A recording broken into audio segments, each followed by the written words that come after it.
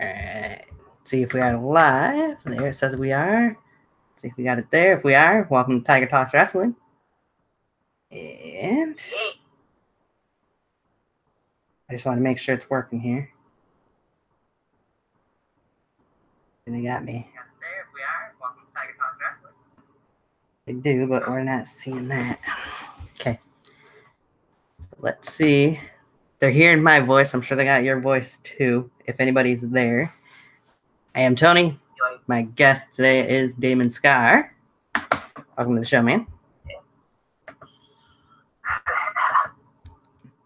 Yes. All right. I'm going to try a couple things out here, so people bear with me once we get viewers in here.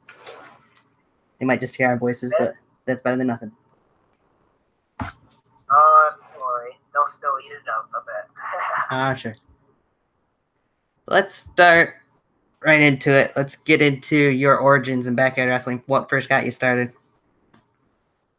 Well, that's actually a funny story because I have been, wrestling like a toddler with Damon James since we were, like I said, toddlers. And I just spent, ever since I was like 12, just spent my time looking around for backyard wrestling companies. And it was up to about last year, about the time of Mania 33, where I messaged Damon James once again after not talking to him for a while. And he mentioned EPW, which was the first ground fed that LCW became. Mm-hmm. And went over there, had a blast with Damon James. We had a good match obviously for my first match. But after that, I messaged Paradox's fan page. Went over there, had a blast. Told me to go ahead and give it a try, come down, try out. So I came down to Total Domination 2 as a fan, and I absolutely loved the show. So Primal Origins comes around, and I was in a match with Striker, who is now known as Caleb Cross, Fatal Fury, and The Blaze, which is such a great match that I knew that this was what I was destined to do. Very nice. Yeah. See if we got it. Wish there was more. That's about it. It's better than nothing. Get you a start. Been my dream all my life. Good one to have. I think I might have it so that we're both being seen on there now. Don't have anybody in the comment section, but if there is anybody there, you can let me know. We're having to do this a little differently than usual, so trying to get us both in there. Who are some of your... Oh, go ahead. Well, yeah, I was talking to Devon McDonald, so he might be on too watching this. Yeah, it's a possibility. We'll see. But anyway, next question. Let's go into... Did you have any pro influences? That's a good one, actually. Because it really varies. When it comes to character, The Undertaker. When it comes to ring ability, Jeff Hardy. Can see that as well. Yeah, it's kind of a little bit clear on me. Yeah. And some of the moves and maneuvers and mannerisms, yes. But any overall influences that not necessarily wrestling wise, but just in general that you'd say towards your character? Actually, I think it's funny because the shirt I'm wearing right now, it's a band, Black Veil Brides. Mm-hmm. And they know that they do a lot of the war paint that I do, from the stitches to the dripping down the eyes and stuff. And I thought that that's such a cool style that I needed to adopt that style in some way, shape, or form. So I used that to draw out the demon with it. So definitely, I think it's funny, but a band is what is pretty much the reason why I look the way I do.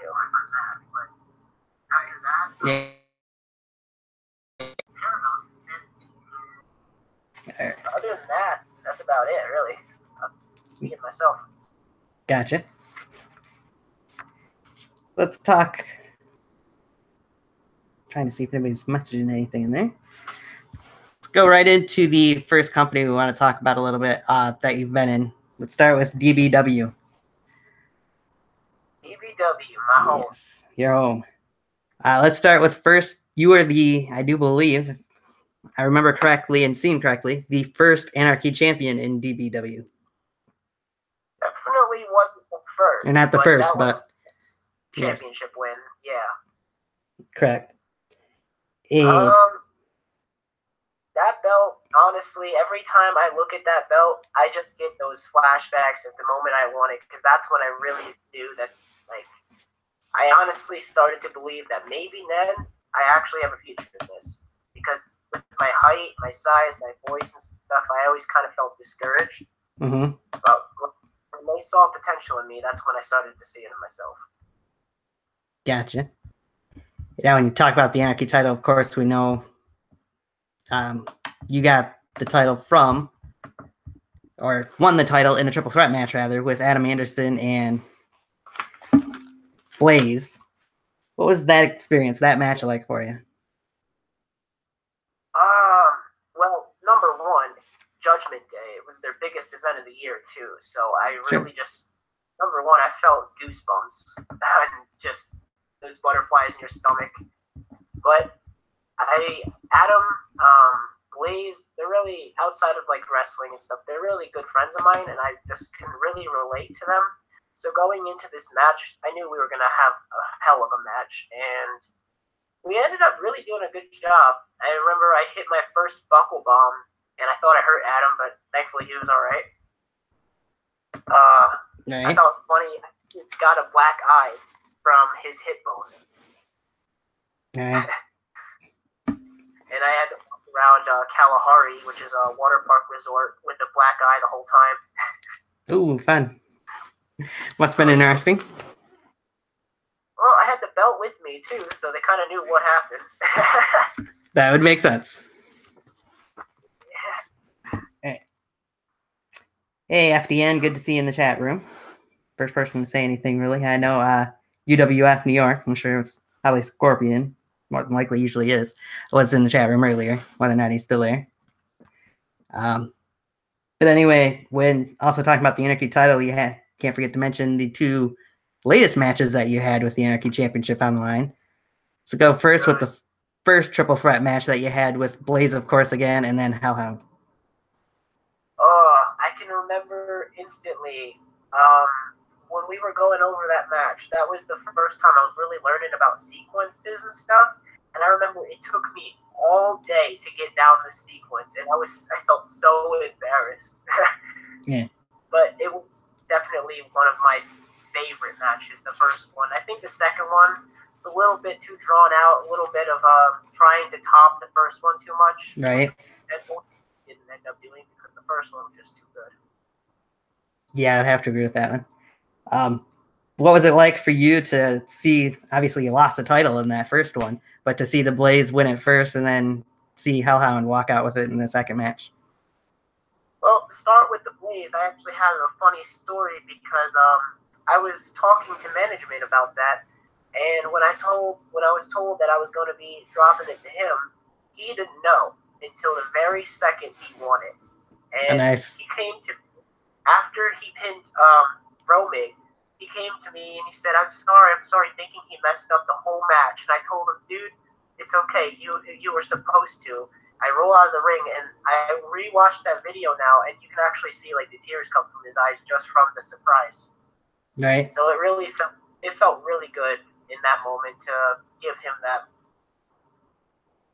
And for the second one with the Hellhound, I've been one of the many that have been pushing to get him pushed, basically, because he deserves it. He's a hell of an athlete, hell of a competitor. Right. Definitely a great storyteller too. So both those times, it just felt so great to be a part of the future of backyard wrestling. Yeah. DBW is actually in the chat room, says Damon Scar is the man. Looking forward to seeing what he can do in 2018 after a huge breakout year in 2017. Well, I'm glad that they think that my 2017 was a huge breakout year. However, I don't look at it like that. I look at it like people know that I exist. 2018, people are never going to forget. a good way to look at it. Yeah, I always look at it like there's always room for better improvement. Well, since we talked about both of the Anarchy Championship matches, recent ones that you were in, we'd be remiss if we don't talk about other things that happened at Merry Mayhem, being where the second triple threat match happened. Now, you were quite a busy guy that night. I really was, and it was a lot of fun. I came out to manage the Outcast as they went in to defend their tag team titles against the New Brotherhood, which Romig was over there on the other side managing them. I thought that was pretty funny after he beat me. Right. But I tried to keep the good guy vibe going, and well, when the Outcast dropped the ball, I let him know it. Yeah, and quite an impressive way too. I don't think either one of them will forget him. No, I'm sure Zach still feels that pain in his back. Oh, I'm sure. And Jason Atlas, the disease, is in the chat room. Just gives a fist pump. Oh, the disease. We got some stuff too. Yeah, we'll get into him. We'll get into that. But want to finish up talking about DBW first. After we've seen the betrayal from you towards the Outcast, we would see later on in the night Zach Webb would actually turn his back on Devin James as well, which is leading. Just a sec. Hold on. Yep.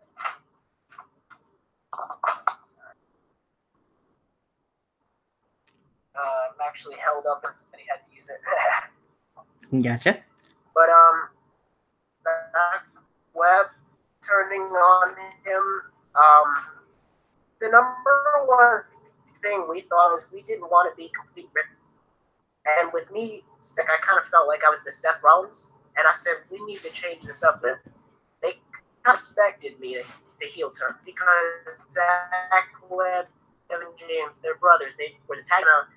Took everybody by surprise to see Zach Webb turn on Devin James as well. Right.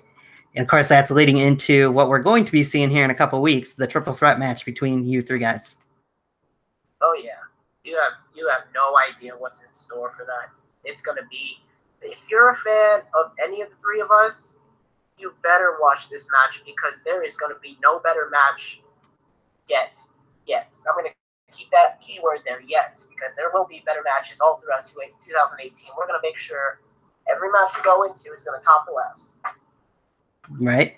And of course, big implications coming out of that triple threat match as the winner will go on to the penitentiary match for the world championship. I think that is probably the biggest thing going on right now because all three of us have kind of just broken out, as you said before, in 2017. So for one of three of us to get a shot in the main event on our second year really says a lot about us. Yes, it does. Now, before I move past that and read what other people have, I had some questions sent in on Twitter. Let me get to them here real quick.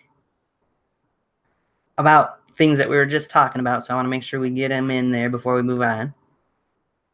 All right. Look through my notes here. Nothing on that one. So, the question actually came from one J Joker Designs. He said, he wants you to explain in your eyes why you, Devin, and Zach hate on one another after what all you guys had been through last year. Well, it's not really a matter of hate. It's more so a matter of I'm sick of being known as the outcast. The three of us have kind of come together really as a unit, and that's kind of what we felt like it's been holding back from potential. We want to be known as those individuals, and ultimately that can never really happen without the death of the outcast. It's true. Good point. So Dilvan Satan's in the chat room, says, my son. Hi, Dad. UWFN says, a great wrestler with great passion. Future is the sky. Sky's the limit. I appreciate that. I really do. And of course, Atlas says, sorry in advance that I will be taking away his future. Not really sorry. Hashtag get infected, bitch. that infection, that disease, man, it's changed me, to say the least. Right. Speaking of that, we'll get to him here in just a second because we're going to switch gears into LCW. You sent me one match you wanted me to watch. I had found another one that I wanted to watch on there as well that you were in. A 15-minute Iron Man match that you had with Devin James actually there. What was that experience like for you? Oh, well, let's just say pretty much me and Devin James were tied neck and neck when it came to momentum.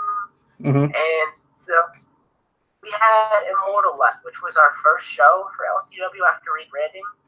Right. And Zach had won the Extreme Rumble to win the Internet Championship. Correct. So afterward, I came out and challenged him. He looked at the crowd and said, "Do you guys want to see Zach Webb versus Damon Scar for the Internet title?" And they all cheered and stuff. And he said, "You got it." I stopped looking, but he said, "You got it." And I was like, "All right."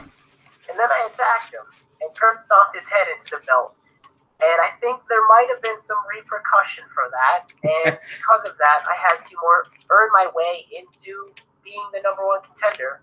So they decided to put two guys with the most momentum at the moment, put them head to head, and whoever came out on top was going to be the number one contender.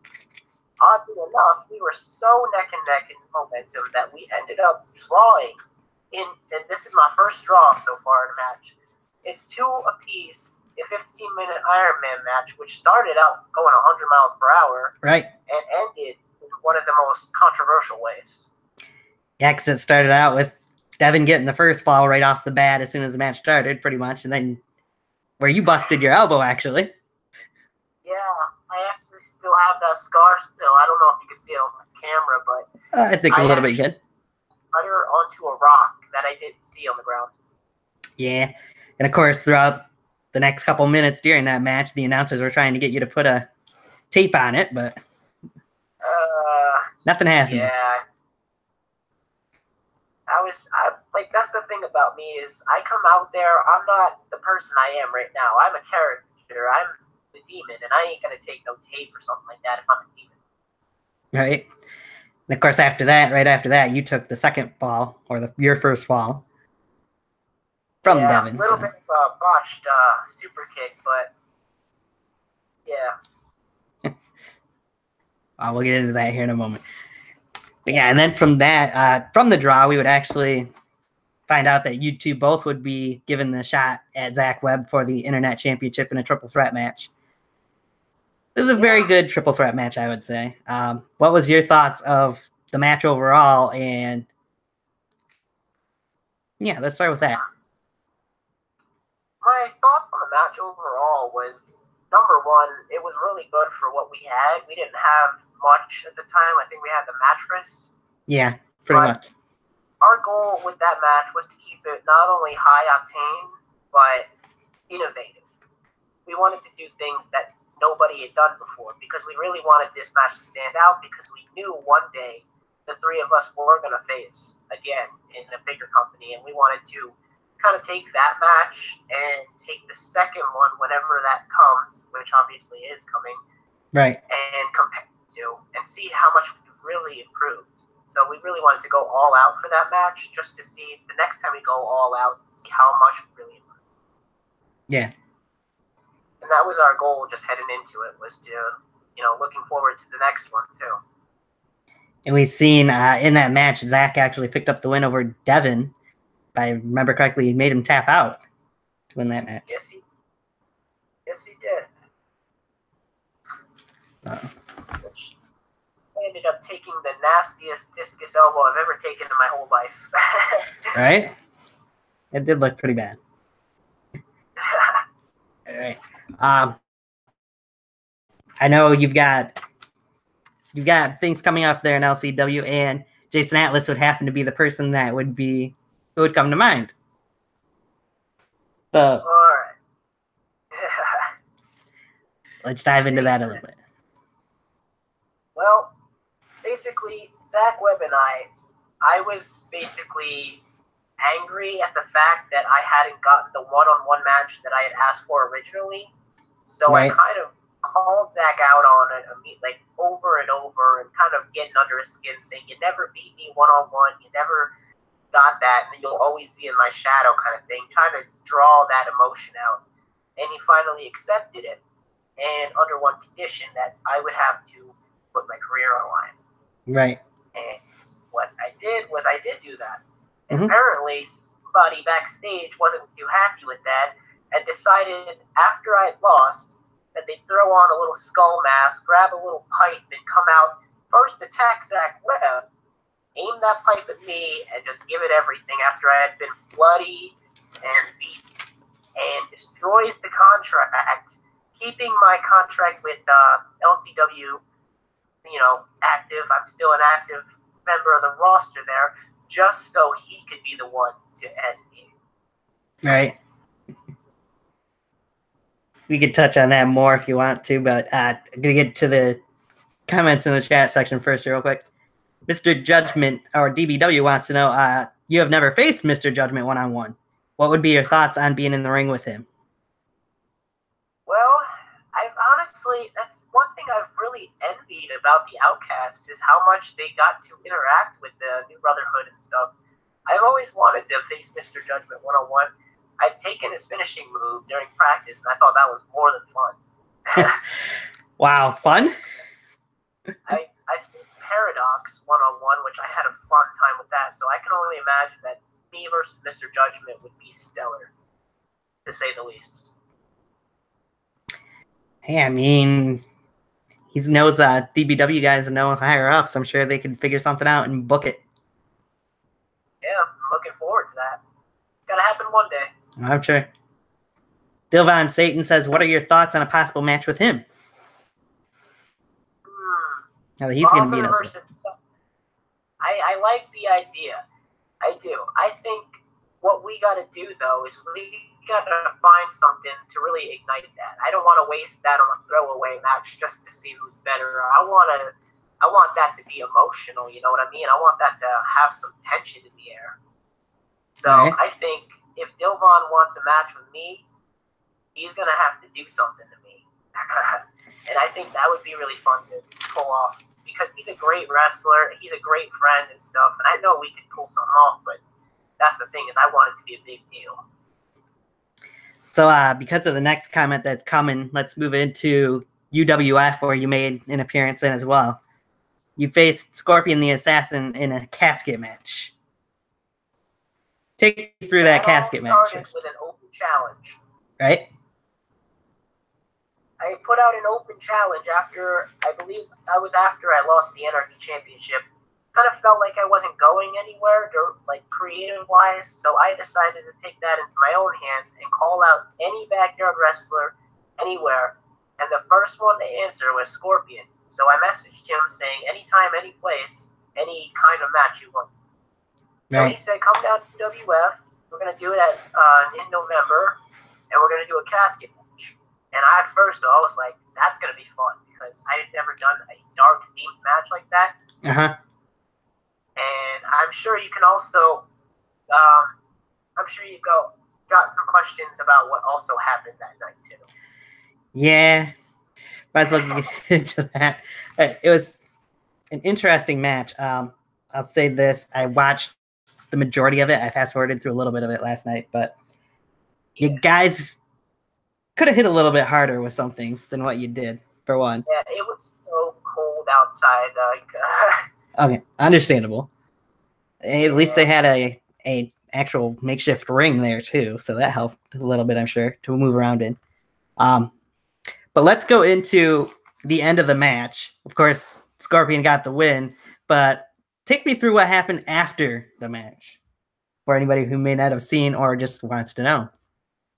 Well, if you're curious about this, Scorpion had a goal. He had a goal he had set out for way before making his entrance in this match. That he wanted to resurrect the demon that I draw power from. Before this match, I was just a regular human being with contact to the other side, the dark side. He wanted me to be embraced by that, to completely become the embodiment of my demon. And by doing that, he had to kill my mortal form. Which Scorpion, that makes you a murderer. Don't forget that. That you could say, because he did set that casket ablaze, which we seen you weren't in at first. And then the second time they got it open, there was a little bit of a surprise in there. Yeah, what happened there was we kind of had it the idea that what would happen was I wasn't going to die a normal death because of the contact that I have with the dark side. The dark side was going to pull me away from that, reserving my body for the demon that's going to take it over. Gotcha. So when I came back in there, I was no longer Damon Scar. Very nice. So that brings me to what Scorpion mentioned. He told Jason Atlas as disease, I got a casket with his name on it. You can still see his burnt flesh inside. There's probably still something in there. Yeah, a little gift. To which the disease would follow up, I may have to borrow that to finish the job you apparently couldn't. Ooh. Throwing out a little challenge right there in the comment section, are we? Yep. And of course, Scorpion would follow up with, I couldn't. I'm the one who lit the fire. I'm the one who unleashed him. But if he fails to destroy all, then his end will come.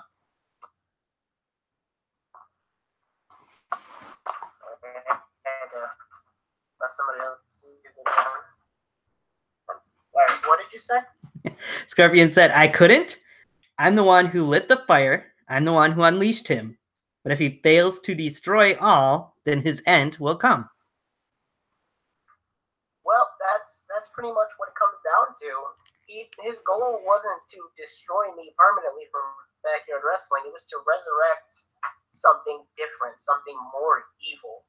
Not to permanently rid Damon Scar of the backyard wrestling universe, but to bring the Demon Scar to the backyard wrestling universe. Right. We got LCW actually in the chat room. Hey. I can imagine who that would be. Our boy, our demon. If you survive the disease, who else is on your radar? Oh, that's a good one because I have a lot planned for LCW, and nobody really knows this except one person, but let's just say there's going to be a sacrifice. That's as much as I can give you, though. I don't want to spoil it too much. Right? Oh, we don't want to spoil it too much. Yes, still, I know Blaze is your thing, even though you're not under your actual name in the chat room. Atlas said, don't worry, I'll hit you hard enough that Gerard Way will feel it. Oh, that's my boy. I wanted to tell this little cutout of the videos, but nobody knew this. He carried out after being demolished by Atlas. I'm being carried out on a table, and we cut filming, and I'm about to get off the table until I hear the words, I'm not finished with you. And Atlas leaps from the air, squashes me through the table. And right. he hugs me and says, I love you, dude. And I'm like, I know. Interesting. LCW would say, Atlas, we need him. Don't kill him. Also, stop teasing us with MCR. Just me now. Hey, I am the MCR backyard wrestling, I guess you could say. There you go. God will be proud. Atlas says, you lose a pawn and gain a king. Don't weep over his loss. Oh, I'm no pawn, man. I'm no pawn. I am the game itself. So, I know it's a bold statement, but I want that. I want people to come and prove me wrong because that gives me the fight that I've been looking for. So, LCW, don't worry. I ain't going nowhere. Right.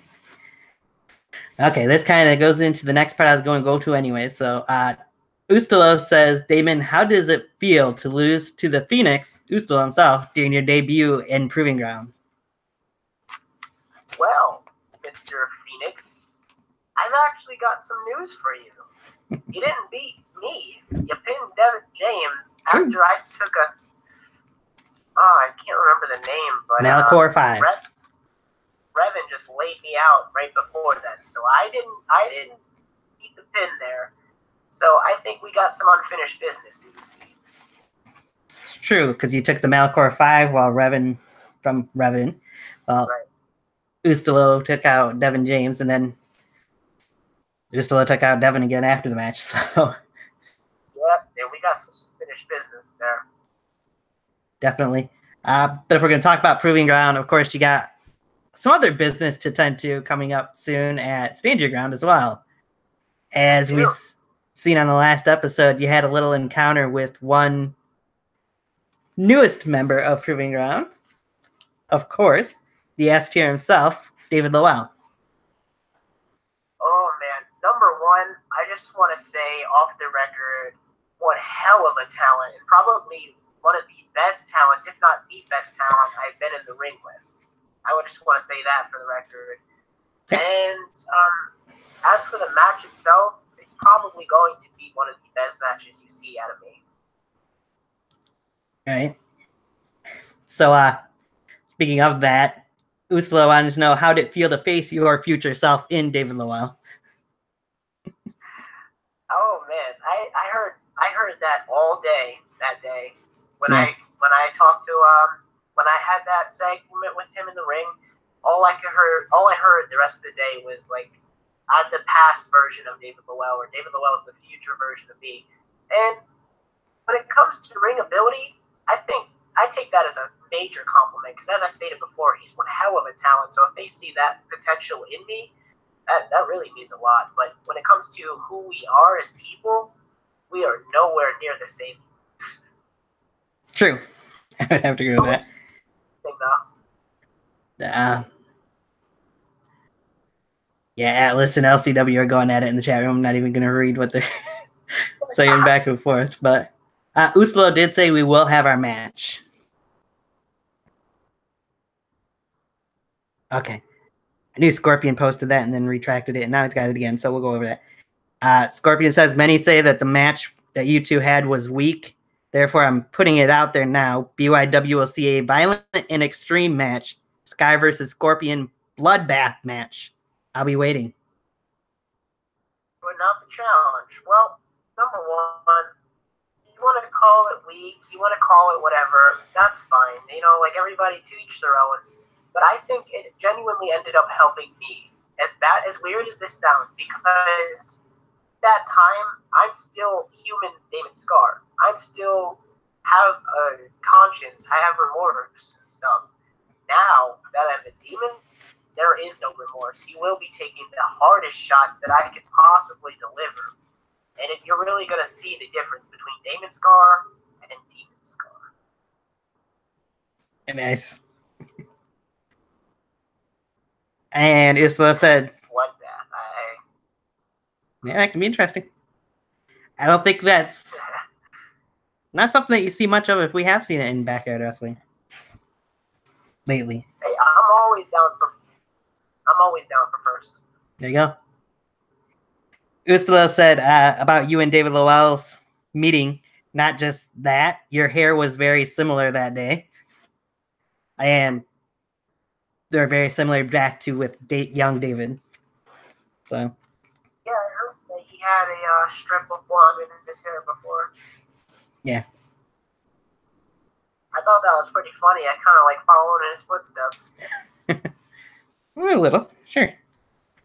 So, besides wanting a piece of Ustalo again, and of course having David Lowell next on your list for guys that you're facing in Proving Ground, who else you got your eye on in Proving Ground? Well, that's a good one, actually, because I have a few names that come to mind when it comes to that. Number one, I want the King of Dollar Style. I want the OG, whatever his catchphrase is. I want it's a long one. Victor. Current Proving Ground champion, and not a bad choice. hey, title or not, I want him. I want his soul. I want him down. I want to be the one who beats him. Fair enough.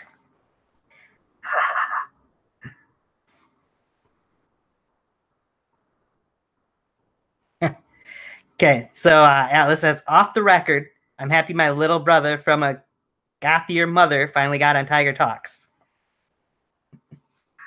Oh my God, I have never heard it worded that way before, but God, I love it. There you go. Anybody else besides Victor Van Pelt you got your eye on there improving on? Well, that's a good one because I've also been looking at Johnny Reed. I think I can definitely pull something off of Johnny Reed too. That would definitely be an interesting match, that's for sure. I think it would be. Yes. I think to finish off, one more person from Proving Ground that I think I have my eye on is Brick Bullet. Oh, yeah? Nice. I believe the Bullet will give me a fight that is really going to draw, it's going to take more from me. It's going to be one of those matches where it's going to look like I don't have a chance. I'm going to really have to evoke something. Yeah. Now the question would be, if you got in there with Brandon the Bullet, though, would you be in there with the Bullet or would you be in there with the Ghost?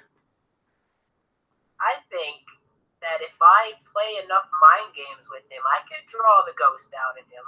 I think I could. I think we'd have a big time. Right? All right. What is your opinion of the six-pack challenge that we're going to be seeing here at Stand Your Ground to determine the first ever Proving Ground Rising Star Champion? I think, for one, the concept itself really speaks for itself. Rising Star. I think every one of these people in this six-pack challenge has the opportunity to really make that name for themselves and to solidify themselves as the first. And that's never going to be forgotten. So whoever comes out on top of that is really going to have so much of a wave of momentum carrying forward. I'm sure they have quite the bullseye on their back as well. Oh, hell yeah. But that's the good thing. You don't have a bullseye in your back, you're messing up big time. True. And Atlas says, P.S., that better not be a Monster that you're drinking, because the only man in BYW sponsored by Monster is Jason Atlas. Definitely not a monster. Let's just say that. Okay, Atlas? Don't get mad at me. He also said, Damon Scar versus J Genocide. Book it. Take my money. I would like that, honestly, because I had this idea brewing that really isn't going to come to fruition for several different reasons, but we had this idea going of this faction that we were going to call the Prophecy, and we were actually going to include J Genocide in that. But for many reasons, it's not just one reason, that's not going to happen. So I think a match with him would just really fulfill that for me. Right. Atlas says, you son of a bitch. Sorry, buddy. All right, we'll get into more of that here in a moment. It's okay. It's okay. All right. Some of the other questions are probably seeing this since I'm sharing the screen, so bear with me here. Going to read some of the questions I had sent in on Twitter. First one, these are in no particular order, so I'm just going to read them off. What is a favorite WrestleMania of all time for you and why? Oh, man, that's a good one. I can know more stuff about you later, but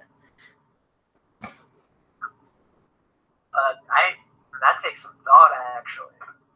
If I'm gonna pick something right here off the top of my head, I'm gonna have to say Michaels versus Undertaker 25, WrestleMania 25. Nice. I just think the match itself could have been a little bit better if they had done it sooner in their careers, but the story that went on there was just phenomenal, to say the least. Right. I mean, they did have plenty of matches earlier in their career against each other, but not to that magnitude. So yeah, just imagining a prime Shawn Michaels against a prime Undertaker with that story, that would have been an unforgettable Mania. Right. Oh, interesting. So Atlas says, fine, at least give us Scar versus, I believe it's pronounced Ganja, the clown. All right, there are many reasons why this can't happen, okay? And you all know this. Stop pushing it. I don't want to spoil it, but there are many reasons why that can't happen. I gotcha. Yo, much love, Damon, from one difference maker, Yankee, TDM himself. How you doing? Good to see the MC head honcho there. That's the MC too. Yes, sir. Have to. All right. Speaking of, another question that was sent in was, what are your thoughts on the rise of the Murder Club? Well, number one thing I want to say is, why couldn't they have rose sooner? Because I would have loved to see an Outcast versus MC feud. That would have been beautiful. But if I'm gonna say something with them now, I'm just gonna say that I've noticed there's been a lot of breakout talents in that group. But I think you really got to learn to unify these guys a little bit more, because there's such different personalities united into this group that I really want to see what would happen if you put these people together and work together as a unit.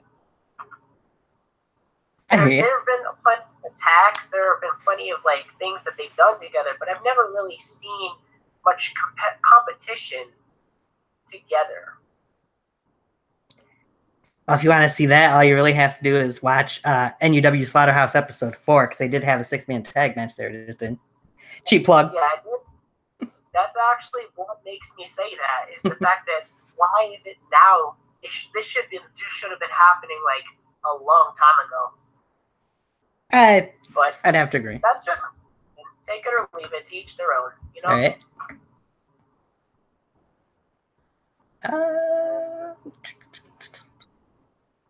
Sure, there's nothing else about that. Okay.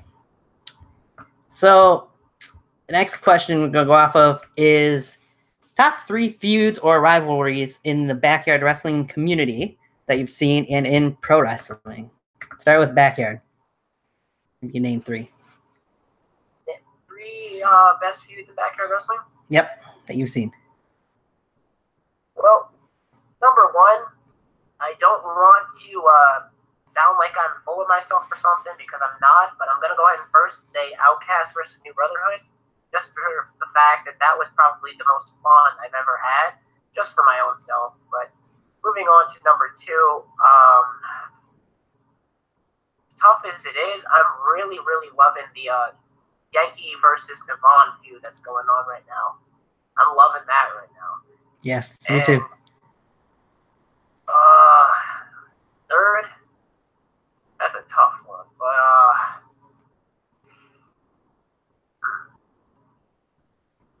because there's so many great feuds, it's hard to really pick just one out of them.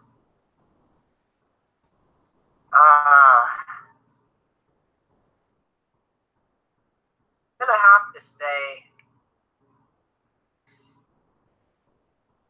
this is so hard. Cyrus and Mr. Judgment. Even though it's home-based, I think that the story that they had going on there was such a great story. It really got everybody to get behind it. I'd never seen in person so many people get behind a feud. It was the first feud that really sparked my interest in it. Okay, because they're seeing my list of questions since we're screen sharing here. Atlas had seen one on there. He wants me to make sure I ask you, which I'll ask all of them that I've got written down there or listed in there. This one comes from the King of the Mountain, Yvonne McDonald himself. Will you be appearing at this year's Best in the Yard 4 or 16, as some people are calling it? Well, honestly, I'm hoping so. I think we were just, I was talking to the one-man revolution, Aaron Jones, and he's been really impressed with the quality that Zach Webb, Devin James, and I have been doing, having involving in our matches, and he did invite us down there.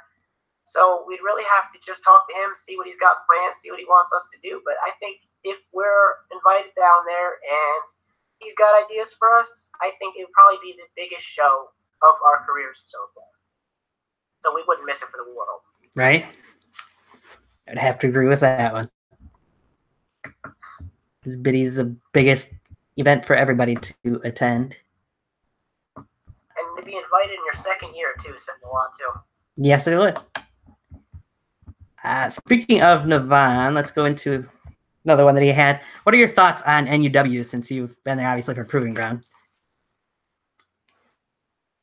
I think NUW, number one, I just see so much. Like, the moment I walked in there, all I saw was just talent radiating from everywhere. So I think that as a whole, that show, that company has so much potential. It's going to break the roof of this. It's going to break the glass ceiling, and it might end up surpassing some of the biggest ones out there today.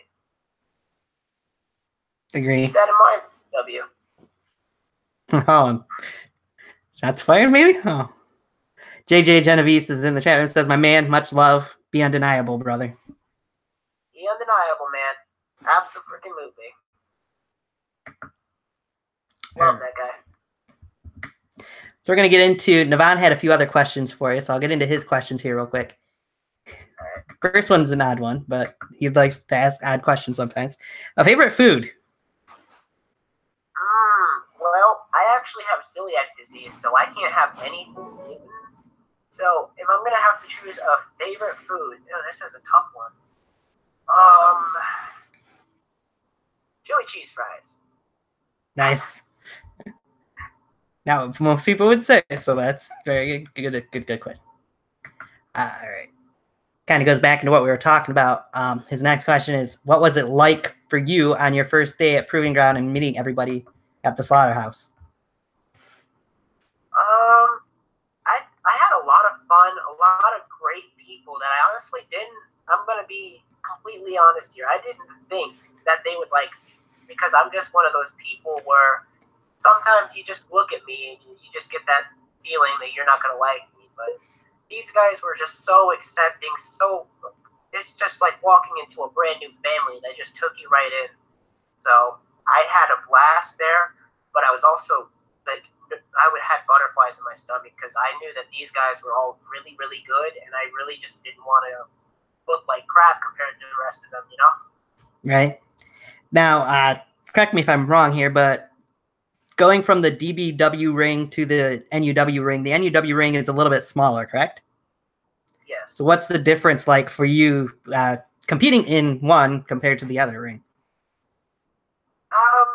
Well, I'm going to really just say, I can't tell you one of these stories, but I really like their ring for their ropes and for its like bouts, but ultimately DBW's just feels nicer when you take a nasty bump or something. It don't hurt as bad, and that's nothing bad towards NUW's ring because their ring is great. I've been in some pretty crappy rings, right? But ultimately, if DBW's is number one, theirs is number two.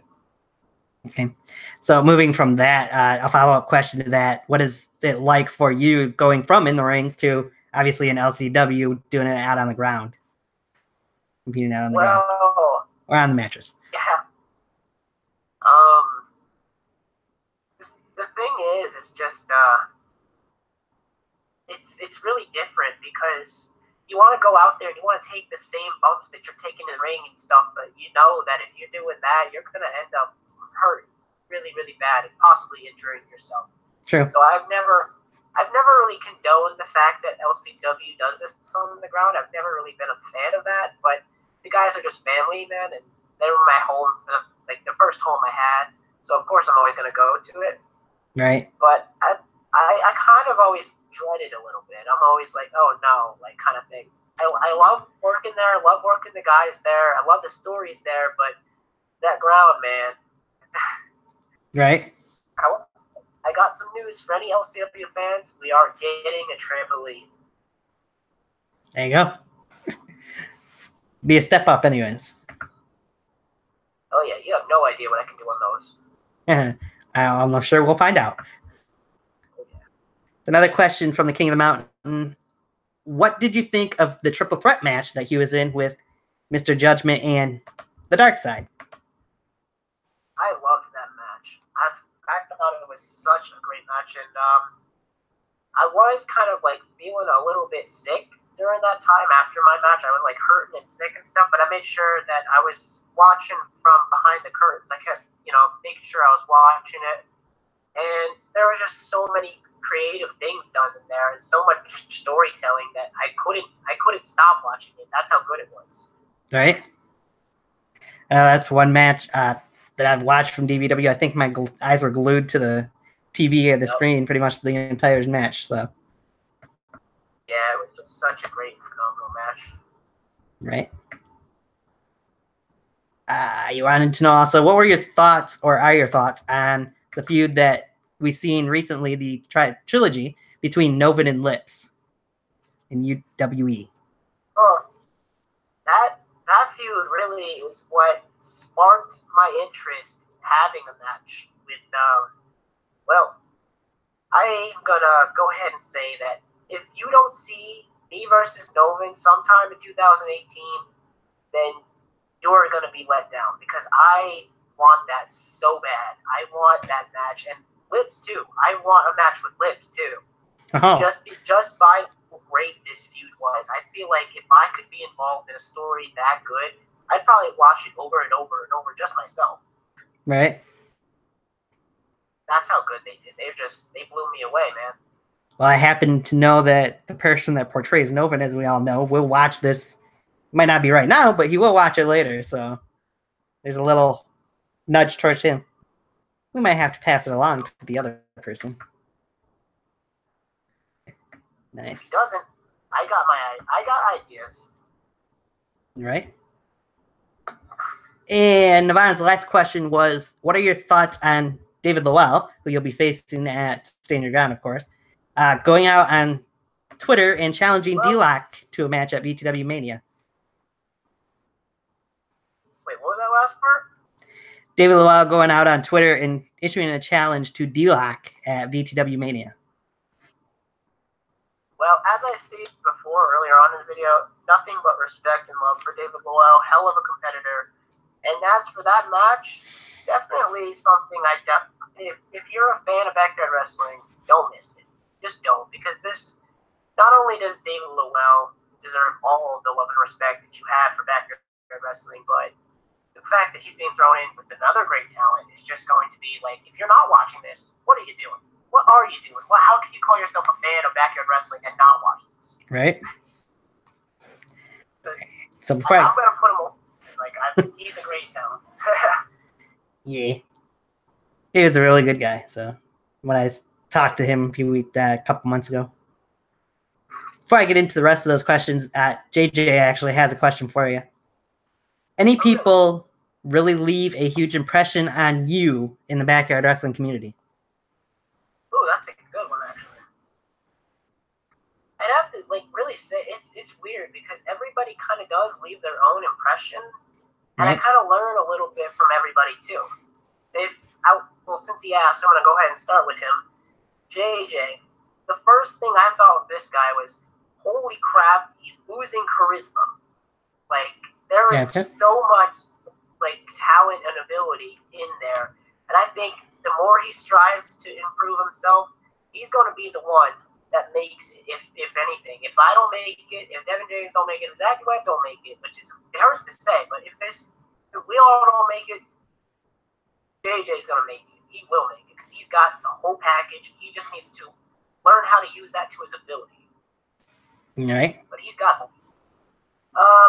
Another person I'd have to say, Mr. Judgment really draws out the motivation in me to better myself, because I watch Judgment and I'm like, I want to be as good as this guy. He's got, like I said, again, the total package, plus the fact that I kind of look at him like a second father almost, because he's just such a caring person, always, wondering how I'm feeling, always wondering how the trip was, getting down there, our 3-hour trips.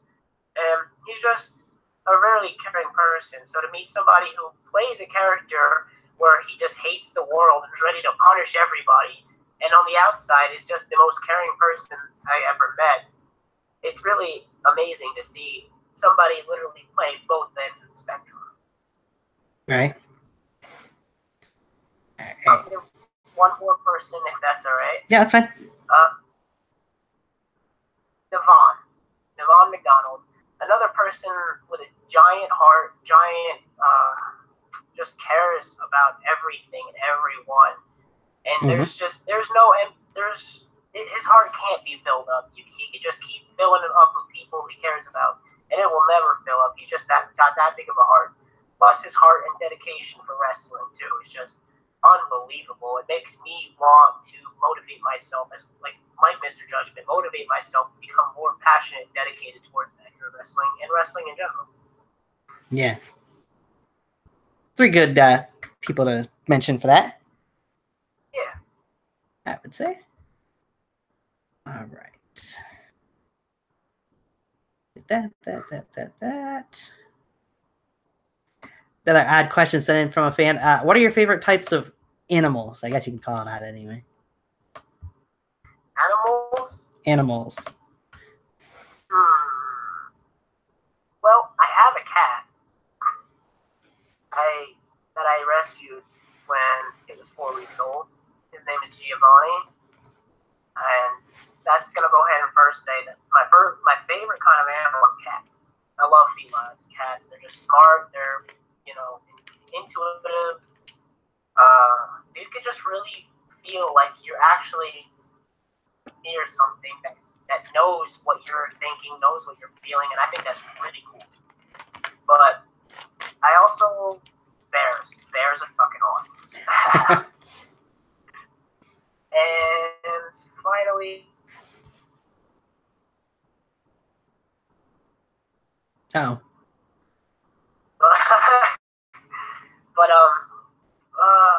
I love cats, bears, and wolves. Wolves are really cool too. I'd agree with that. Wolves are awesome. All right. I like these creative questions. Yeah, there are some.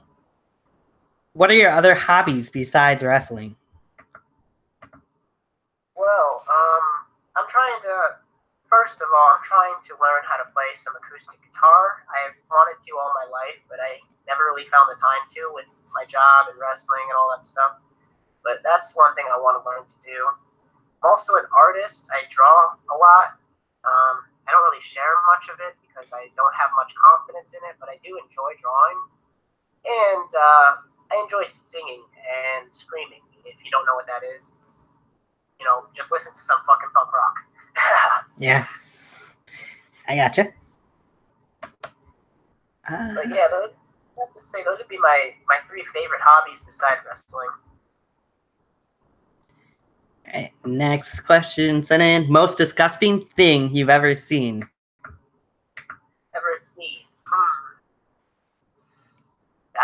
Oh man, because I've seen a lot. Oh man. Huh.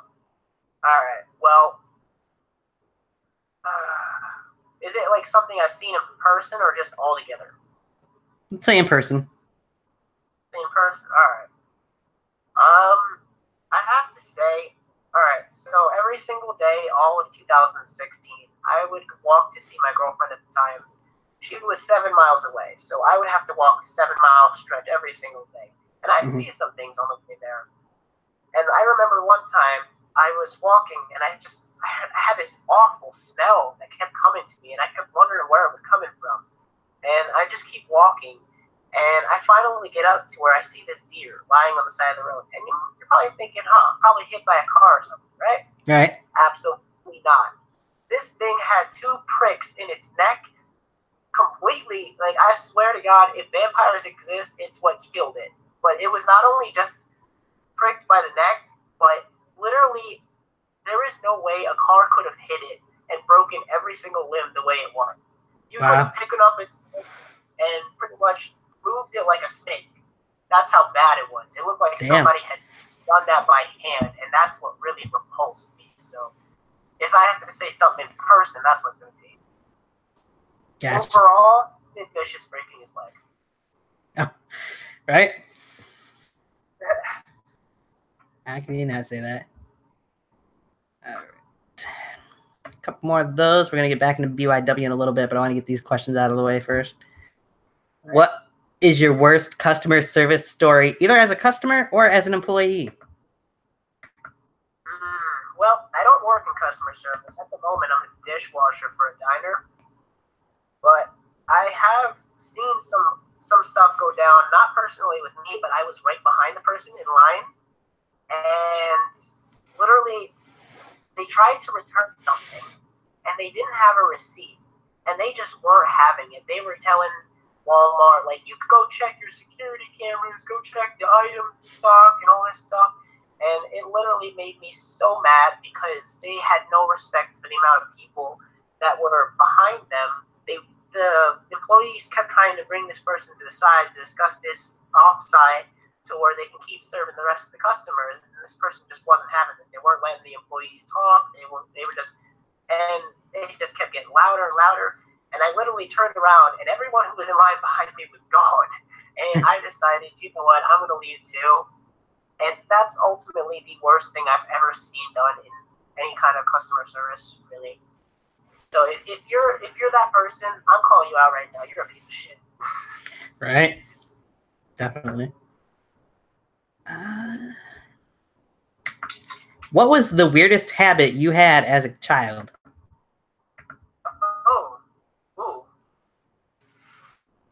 Oh, that's a good one. I have to say, weirdest habit as a child. Okay. I never really had any weird habits as a child. I think the oddest one, not for me, but from what everyone else thought, was the fact that, I mean, I still do it today. I had to cut the sleeves off of every shirt I ever wore. And I still do that to this day, as you can see. Right. That was probably the weirdest habit I always had, because every time I get this new shirt, it'd be some wrestling shirt, it'd be some band shirt, or anything like that, I had to cut the sleeves off. I just felt so restricted by them. Gotcha. Right. And I think this is the last one, non-backyard wrestling related, so yeah, good. What would you not do for $5 million? What would I not do for $5 million? Yep. All right. Well, it depends really on what we're doing, I guess. Yeah. One thing I would not do for that amount of money is I would not become a porn star. if we're gonna say anything. Sure, why not? Leave it open-ended. That's something I'm never gonna do ever. So don't look forward to that. All right, now back into wrestling stuff. Yay, wrestling! Yeah, wrestling. Did you watch VTW Reunion Rumble? And if so, what did you think of it? Well, there's only one way to put it. And I'm going to quote Mr. Victor Van Pelt here when I say this, but wow! That's all I can say is wow. I was a fan. I was definitely a huge fan. And I really felt like when I was watching that match, I felt like I was the kid watching wrestling again, like on TV for the Ruthless Aggression era. Like I really felt like that kid again. So everyone who was in that match, you really brought out that wrestling in me. So definitely pat yourself on the back because that was a great match. I would agree. It was an awesome show overall, so that match included. I'm not too much of a critiquing person. I'm more of a enjoy the product because it's amazing. All right. Another question sent in. Would you ever go to UWE? Would I ever UWE, Underground Wrestling Entertainment. I've actually wanted to come down there for the longest time, actually. it looks like it's a lot of fun, and it really looks like people always go down there and have a good time. So I think if I can get a ride down there, I think I would definitely, I wouldn't miss it for the world, man. It's a great company, filled with great talent, and I've already got to meet a lot of their great talent, so I think that I'd have a blast down there. True. All right, next question. Do you have a favorite commentator in Backyard Wrestling? I actually have I have 3 favorite commentators in Go for wrestling. Sad part is I don't really know them by their commentator names, just because I have so much respect for who they are as wrestlers. But definitely my 3 favorite commentators are number 1, the undeniable one, JJ Genovese. He's so funny. He's so charismatic, as I said before. Number 2, Navon McDonald. He has such a fun time doing it too, and Arnold. He knows how to keep it in the match, keep the match like big, but also have a little fun and comedic relief with it. Right. And Yankee is also really good too. Okay. Good 3 choices.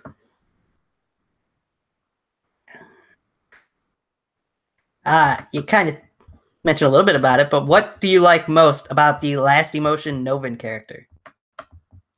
Another fan sending question. What I love the most about it is I have never ever seen a character like him before. The story behind it, the fact that he's, possesses his son's body, like, it's just so original, and that's what draws me in. If I see a ripoff of something, I'm usually going to get bored pretty quickly. But with him, I just can't get bored. It's always something new, something that's grabbing my attention, and I just can't look away. Such a great character. Yes, I agree with that.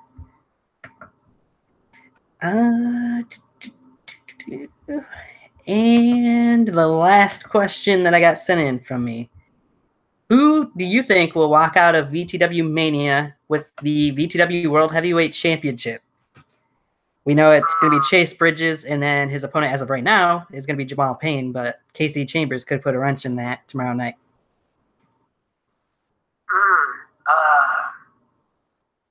I want to say that Chase might keep it, just for the fact that wild card, like you said, that wild card will come into play, and I think I'm going to make a bold prediction here. He's keeping it.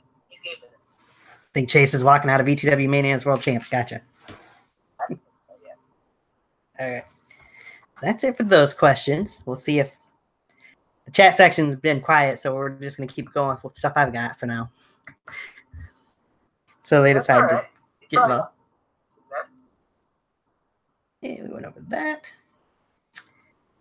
What are your thoughts on potential future crossovers, since we haven't really seen you in these VTW, UWE, and we haven't actually seen you on NUW programming yet? I think a crossover show would be absolutely great, because I would get a chance to work with talent that I've never worked with before. I think I want to face a lot of new guys and see who I really have a lot of chemistry with. So I think crossover show is probably going to be the best thing that happened to me.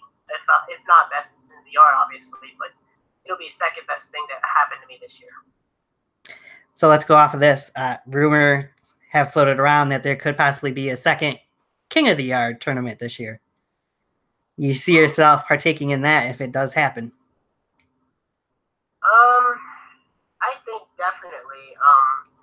It's really a matter of who wants me down there, because I'm not the kind of person that's going to show up and beg for a spot. You want me down there, I'm going to give you 110%, but that's why I usually don't go around asking to go to places unless I have something that I have planned. So if they want me down there, best believe that I'll be down there. But I'm definitely looking forward to seeing that. If I'm there or not, definitely looking forward to it. Right. Skip that one. You kind of went over character origins earlier, so that's good for that. What do your theme songs mean to you? Well, my theme songs. The the first one I did was Blow Me Away by Breaking Benjamin. And the reason I did that was because I really thought that I wanted to blow everyone else away with what I could do. I wanted to leave the crowd as stunned as what the song says to leave the world.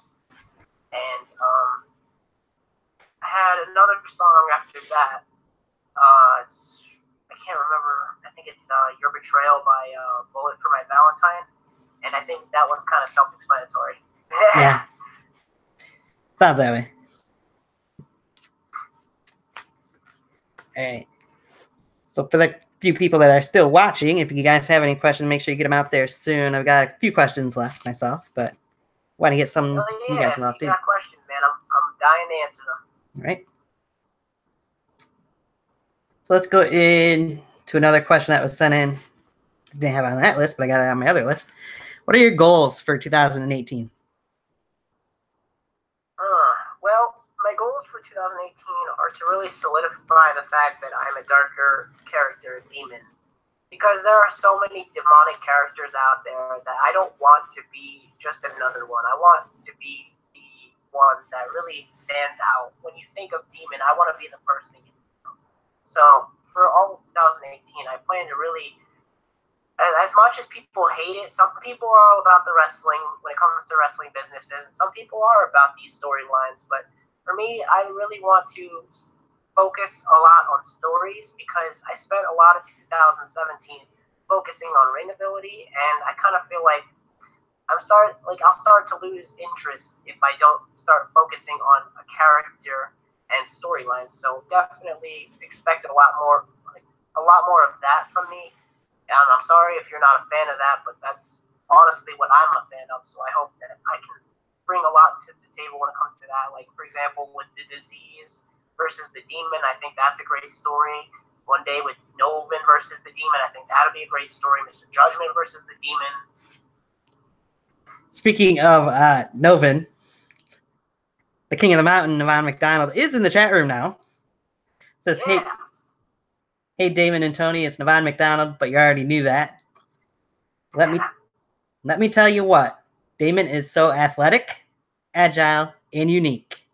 I want to see more and more of him in 2018. Love you, man.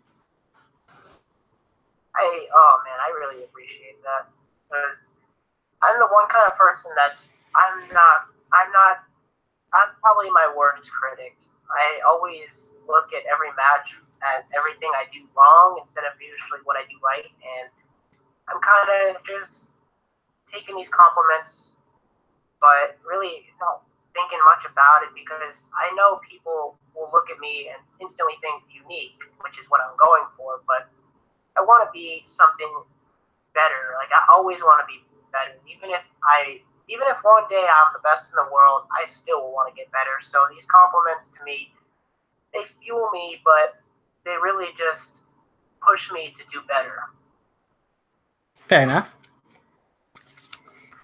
And okay, before I get into my hot seat question, the last question that was sent in on Twitter, 5 backyard wrestling bucket list opponents.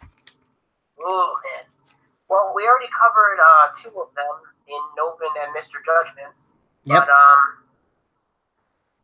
I have to say, definitely want a one-on-one match with I think I would want a one-on-one match with Dustin Reagan. He'd be one on there. Nice. I would love to see a match with me and Zach Daniels. I think that would be pretty good too. And I gotta ask a question on that one. I have to say the final bucket list in 2018. Casey James. Interesting. All right. So I gotta go back to you saying Zach Daniels. Which version of Zach Daniels would you want to step in there with?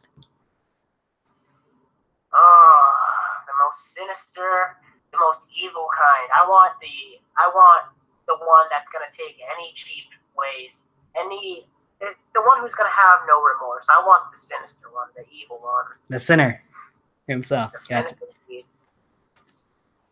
Maybe Nice. it's just because I'm drawn to sin, but I think that we could do something great, especially because he's gonna take any cheap way he can, and I'm kind of the same way. So what would happen when these two worlds collide, where they're willing to do anything to beat each other? I think you saying Dustin Reagan as well, with what we've been seeing from him lately. That would make for a very interesting story and match.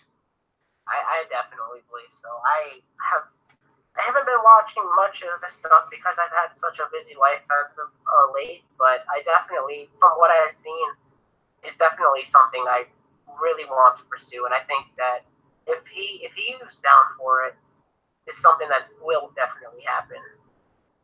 Right. So Navon says, there will come a day where you too, Damon Scar, will be given your last rites.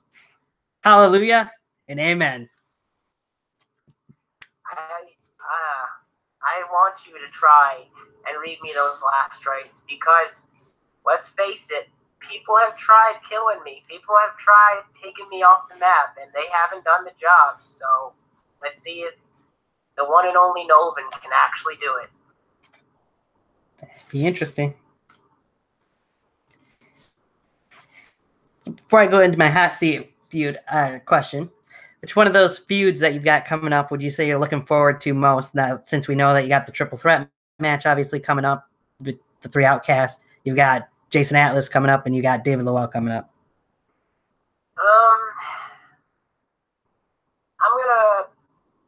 I'm gonna say really Jason Atlas, because I definitely see that taking off more than just one show. I want that to really carry on a lot through 2018. I think with the Outcast, I feel like that's just going to end up being a one and done for us, because we all kind of trying to move on to the future and try to make names for ourselves. So if we keep facing off, keep feuding, we ain't ever going to take off. And right. David Lowell, I definitely, it's hard because I can definitely see a lot going in there, but with such different styles, it's hard to really come up with a story for that, other than I'm trying to make a name for myself at his expense. Yeah. But with Atlas wants to take me out. I want to redeem myself, and I can definitely just see, like, there's two sides to that. I agree. See where you come from. Navon says, in all capitals, I am not like those other people. And you know what, Navon? I'm not like those people you've read the last rites to. So, I am not like anybody you've ever faced. So I guess that's going to be one hell of a clash. I think this is Novan actually speaking now. I will shave your head bald and make you swallow it. And when it's all said and done, you will be driven on the top of your head. And I'll bury you 6 feet under in the name of Tabitha. Oh, Tabitha, huh? Well, see, Novan, I've had my eye on Tabitha. You see, I've noticed that Tabitha seems to be the key to your heart and soul. So if there is some way I'm going to evoke as much anger and hate from you, I think I'm going to start targeting your little Tabitha. Unique. JJ says, oh, that's just unnecessary. Oh, that's a famous line of his. But it's all completely necessary. You know what? I'm going to change that.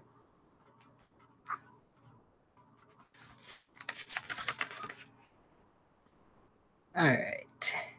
So, I used to have one hot seat question that I'm trying to move away from now, but there's another one I got for you. I'm going to put you in the hot seat, and we call this Job 1, Fire 1, Push 1. 3 names, backyard wrestling. Tell me which one you're jobbing, which one you're pushing, which one you're firing. We'll go with Novan, Zach Daniels, and Jason Atlas. Oh. All right. Novan, Zach Daniels, Jason Atlas. All right.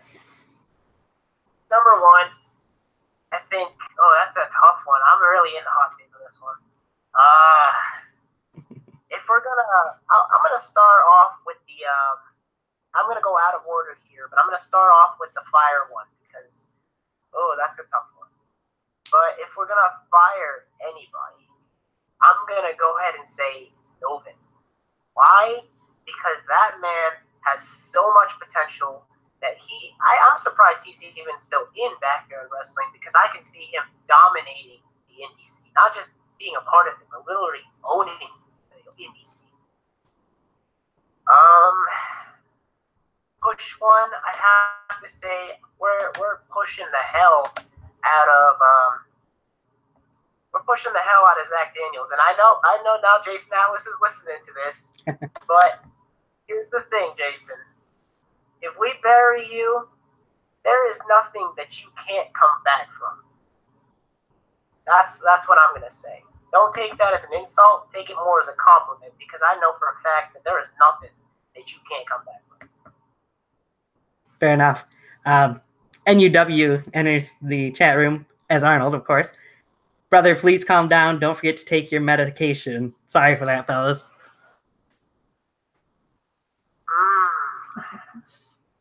Well, you see, I don't need medication because medication is a very human-like thing. And how is medication going to help a demon? Honestly. Use your head there, Arnold. Well, he was telling Navan to take his medication, but yeah, that too.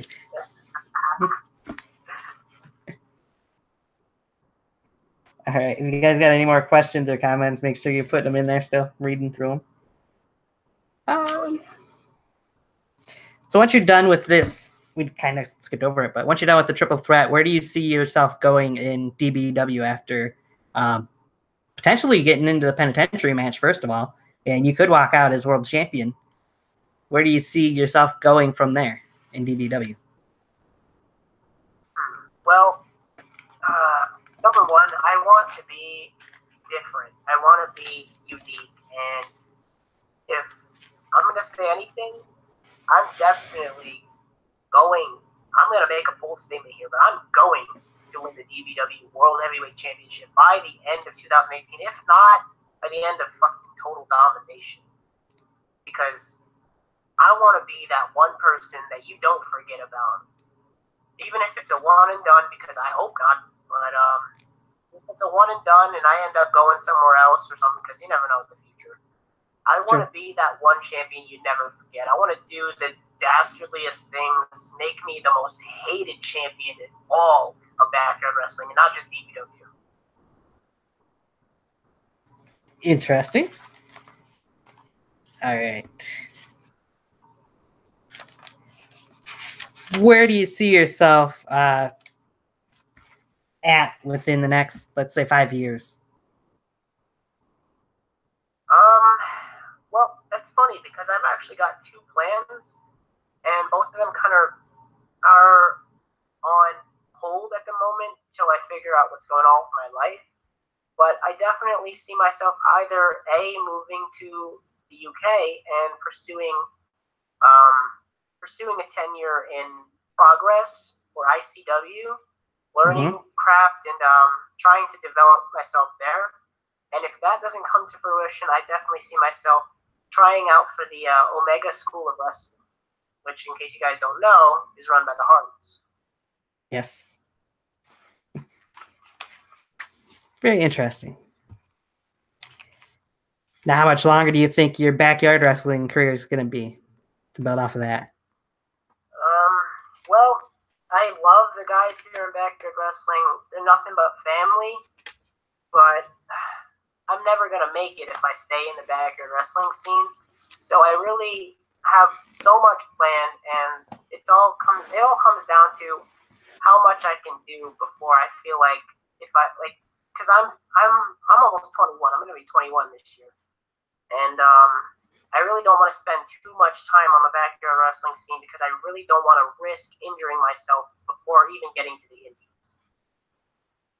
Fair enough point. If I'm going to make a guess to how long I'm going to be lasting here, at most another 2 years. All right. So make sure you guys get any last comments or questions in there. I've got one or two myself left here, and then we'll let you mention anything you want to afterwards. Now, let's say you get a chance to be at Best in the Yard, not necessarily this year. Obviously, you want to be this year, but and you had the choice. Who would be your dream Best in the Yard opponent? Well, the dream opponent I have for Best in the Yard can't happen this year, but it can definitely happen at some point if it doesn't happen already. But I want the feud between me and Novin to come to fruition at the end. Like, I want it to main event Best in the Yard. That's a bold statement, but I want it to be that good. So if I'm thinking any dream opponent for Best in the Yard, it has to be a really good match, because I am not wasting an opportunity at Best in the Yard on something that's going to be a throwaway or something. I want it to be something unforgettable. Something, every time you hear Best in the Yard, I want it to be one of those top 3 matches you think of. Gotcha. Now, what is something that people wouldn't necessarily know about Damon Scar as a competitor?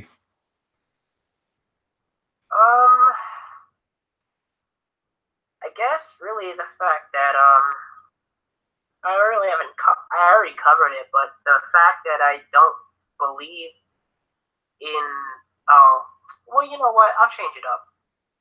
The number one thing that I think people don't understand about my character is that I, myself, me, the person I am right here, the human being, I am not a Satanist. I do not believe in the devil. I do not wish to follow in the devil's footsteps. I'm actually a off and on Christian. I don't really go to church often, but I try to keep in touch with that stuff. But definitely, that's the one thing probably nobody knows about me, is that I'm not into that stuff. Gotcha.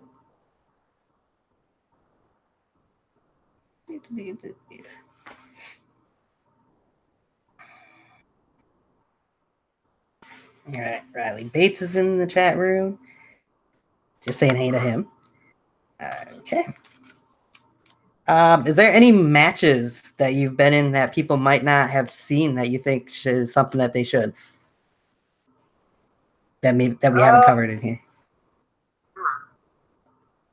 Well, there's not many, as like I haven't been wrestling that long, so there's not many. But if you haven't seen, we already covered this, but if you haven't seen it, go check out the LCW match with Zach, Devin, and I. That's number one. Number two, the first Anarchy Triple Threat. If you haven't checked that out, please do so, because that is another one of my favorites. And when it happens, the Outcast Triple Threat, which will be coming up here soon. And let me check my dates. March 28th, I think. Is that the date? I believe it's 24th. Or 24th, yes, you're right. 24th. Knew it was somewhere right around that area. But yes, on the DBW channel. Listening to this, clear your calendars, call off work, say you're sick for school because you're staying home and you're watching this show. You understand me? Oh, you don't have to worry about school on a Saturday, but yeah. Hey, you never know. Right?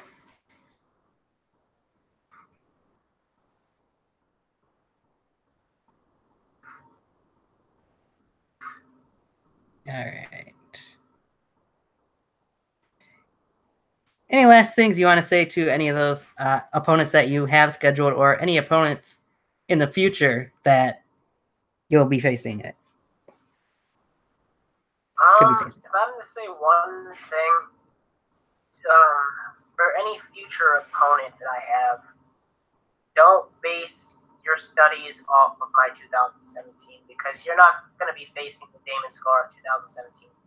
You're going to be facing the brand new Demon Scar, alive and well here in 2018, who does bring a lot more to the table, which you will see in my first match of this year coming up. As I keep promoting this, TD3, Total Domination 3.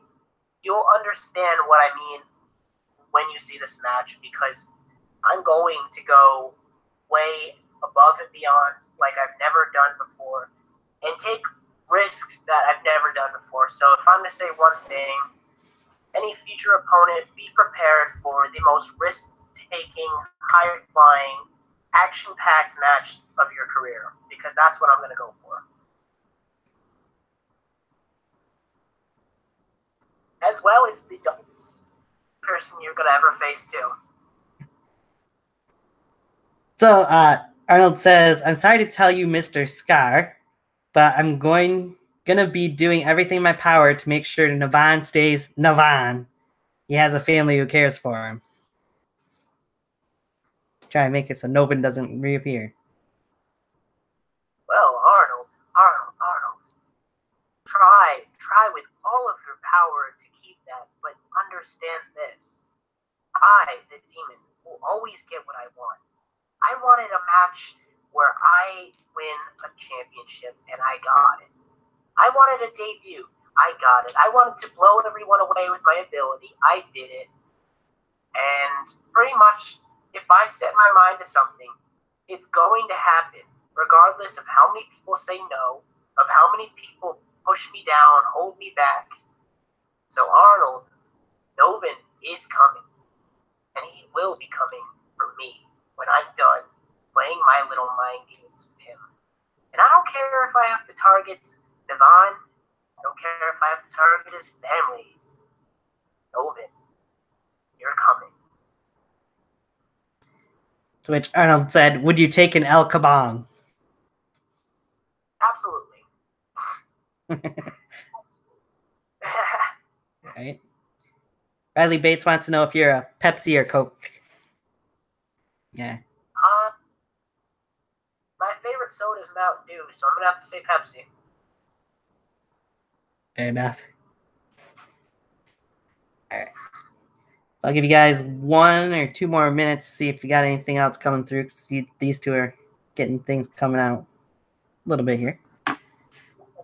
There's supposedly 2 other people in there watching.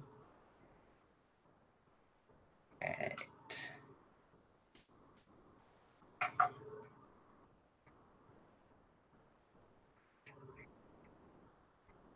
So we know when DBW's next show is going to be on the 24th of March, when we'll see that triple threat match. We know Staying Your Ground's coming at some point. Don't know when exactly yet. Any idea when LCW possibly will be returning and we'll see more between you and Jason Atlas? Well, you see, the thing about LCW is because we're a ground federation, it really, really depends on the weather. And right now, we just been getting hit with snow after snow after snowstorm. And we're just waiting for the weather to clear up. So if I'm going to make an estimated prediction, look forward to it coming April, May, maybe, at latest. Gotcha. All right. Oh, and just a reminder, me versus Atlas, that is confirmed to be a street fight. And I promise you, we will bring the literal definition of street fight. This won't be no Extreme Rules match. Just call it a different name. Gotcha. LCW says, LCW hates snow.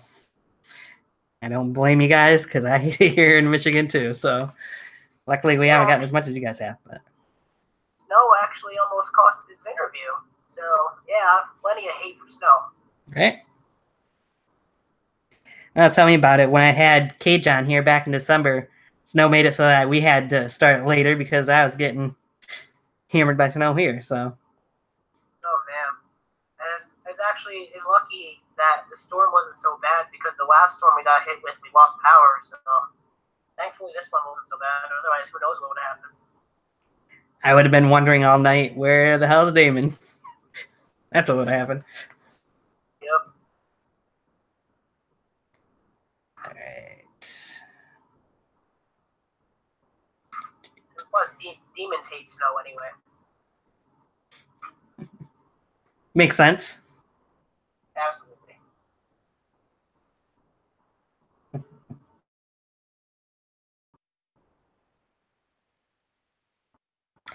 Okay, so Riley wants to know, Xbox or PlayStation?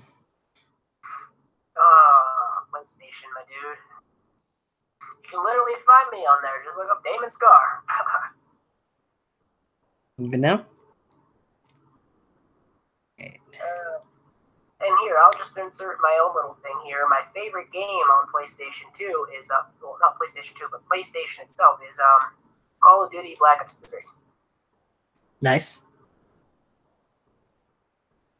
Nice. Oh, and anybody who does have a PlayStation 3 and it plays WWE 2K18, look up a lot of there are so many backyard wrestlers up there. You just look up the Fed and you'll find so many. You'll find Novin, you'll find me, Damon Scar, you'll find the Outcast, DVW characters that I've actually made myself. So, if you're a fan of those games, definitely they're on there. So we know you mentioned you'd like to make an appearance on NUW, UWE, and VTW at some point. Is there any other feds out there that you would like to either show up for the first time in or maybe return to? Well, only one that you could. There ain't much I could really return to at the moment. Right. If I'm to debut it somewhere, I've always kind of had a little soft spot for Extreme Showdown Wrestling, which is based in Texas, I believe. That'd be one hell of a trip, but yeah, right. Definitely. I've been watching them since their inception, and rest in peace, my favorite wrestler coming out of there, who's passed now, is Wicked J. Yes, that was one of my dream opponents. Sadly, that can never happen, but I definitely, if I do make it up there one day, I would dedicate my performance to him. Riley Bates asked if you would ever consider going to SBW where he works in South Dakota. If I can get a ride up there, man, like I'd love to, man, because I'm just a kid who loves wrestling, man. I love wrestling, and it doesn't matter, as you see with LCW, I do that on the ground, so it really all depends on me getting down there. But if I could, I definitely would do so. So keep that in mind. All right. Who would you say has helped you the most in the community when it comes to getting involved more so, I guess you could say? I can't really say one person. Or a couple so I've been doing this little trend here, but I'm gonna list off 3 like I've been doing for every question. Right. Number 1, Casey James. He's really been motivational. He drives for me. He brings out that drive in me to be more involved and to be more active. And if you guys like, for example, if you guys like the poster pics that come out, the match cards that come out of DPW, I actually do those myself. So, oh, nice.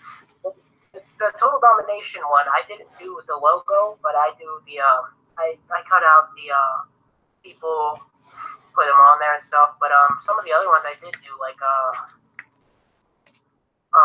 if you look up also UWF, if you look up their Sinister Playground background, I actually did that one myself too. Nice. So that was just one thing that Casey James brought out in me, is that part of me. Mr. Judgment definitely helps me portray my character better, gives me a lot of tips and stuff. And gotta call him out here, but I haven't said his name yet. But Cameron Jackson, CJE, also gives me a lot of tips when it comes to my matches and how to be better at them. So if I'm gonna throw some love out there to you for helping me out consistently, making sure I'm on my A game. There you go. Unless I think of any more, that's pretty much going to be the last of my questions from me, but there is a couple in the chat section we'll get to here. All right. Arnold wants to know, what are your thoughts on Best in the Yard 3? Thoughts? Like I've said before, I'm not much of a critiquer. I'm more of just the fan of wrestling, fan of products, so definitely I love it. I love the whole thing. Just all around, there's no bad matches when it comes to that. There's always, everyone just seems to give even more than 110% while being in there, and that's kind of what makes me want to be there for the next one. Right. So definitely, I am a huge fan.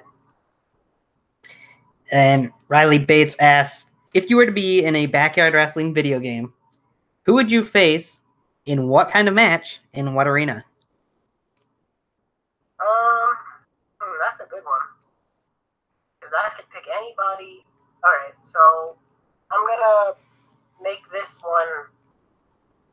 This can never happen, but because it's a backyard wrestling video game, I think I would have a blast doing my character Damon Scar against Wicked J in a Extreme Rules match at, well, Best in the Yard. There you go. BTW Arena. And Riley also asked, what did you think of Big Time Mike retiring at Best in the Yard 3? Oh, don't even. You're gonna draw the feels in me, man. I come into this interview happy. I don't want to get all sad, man. So that's your answer. It was definitely one of those touchy moments where it really felt like a part of you died. All right. All right. So I'll give them a quick minute to see if they got anything else to add in there. I'm going to do a little cheap plug here. Next time Tiger Talks Wrestling will be on will be next week, Wednesday at 7 p.m. I will have NUW starred current NUW Continental Champion, JJ the Pitbull Cordero, will be on Tiger Talks Wrestling. Something to look forward to. Don't miss that. Should be a lot of fun. Don't see much from him other than on NUW programming, so it'd be good to get to know more about the Pitbull. Yeah, I'll be watching. All right. I usually ask that, but I did skip it a little, so I'll give it to Arnold. If you could choose anyone to face in the first round of King of the Yard, if there is another one, who would it be and why? Anybody at all. Is that what you're asking? Yep. I think I would love to have my dream match with Mr. Judgment there. All right. Yeah, I figured you knew that. Like I said, I skipped over it, but Riley Bates wants to know if you'd ever consider going into the Reunion Rumble, if asked to. I definitely would. I think it'd be a great way to break out into that company.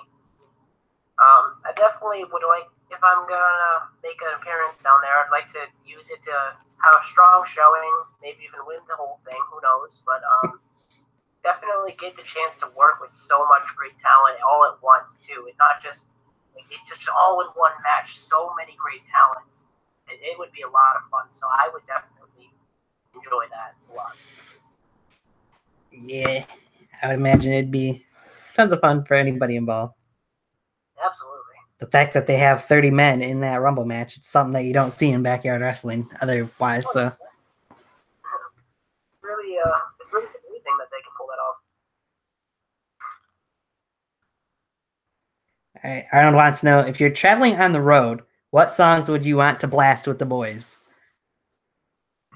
Well, for those of you who don't know, all of 2017, it was me, Devin James, Zach Webb, and JJ Genovese. We would all kind of carpool together in Zach Webb's car, and we would blast a mixture of Dead by April, Breaking Benjamin, 3 Days Grace, Linkin Park. But if I'm to actually pick songs that we just turn on and blast, Breaking Point by Dead by April.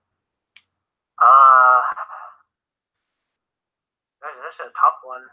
They usually just come on and we blast them all, but The Mountain by 3 Days Grace would be one. And the theme song for Total Domination 3, Red Cold River by Breaking Benjamin. Nice.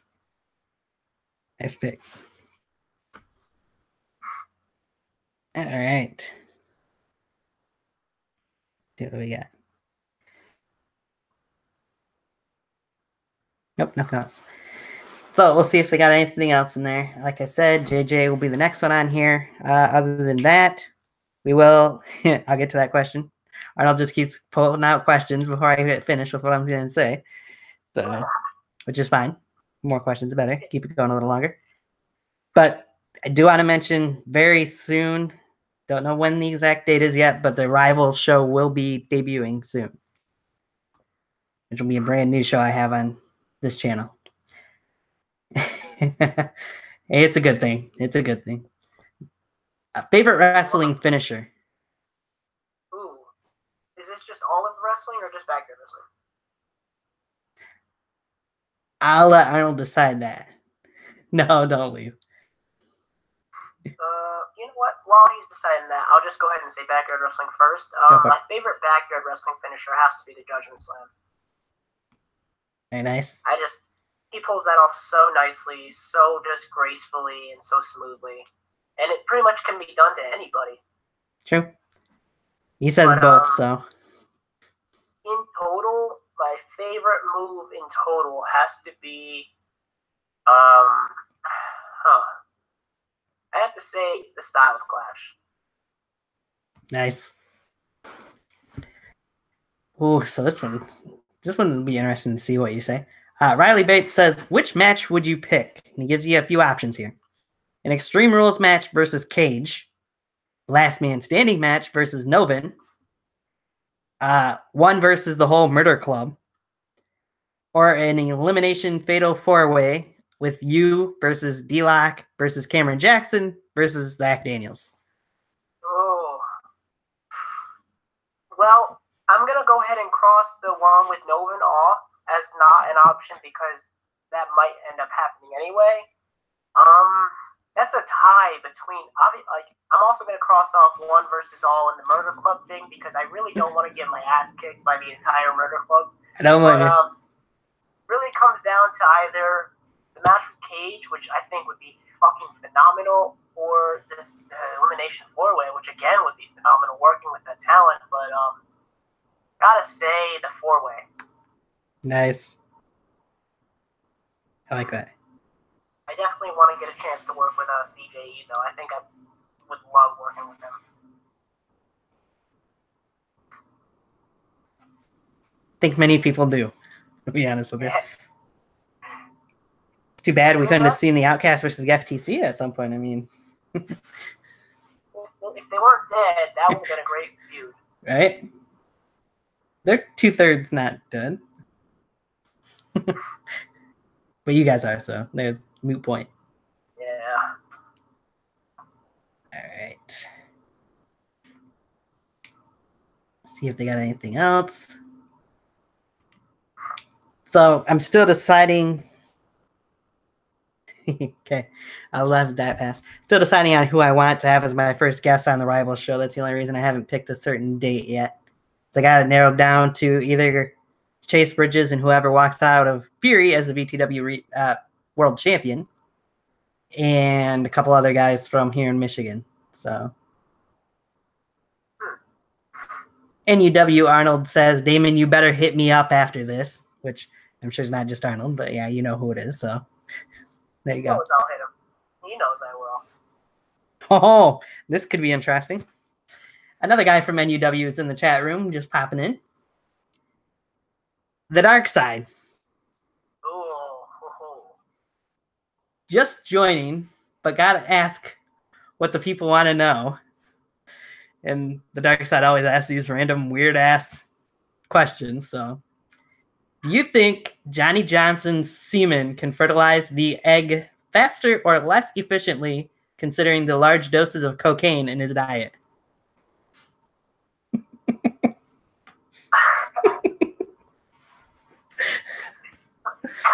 Like I said, it's the Dark Side. You gotta expect it.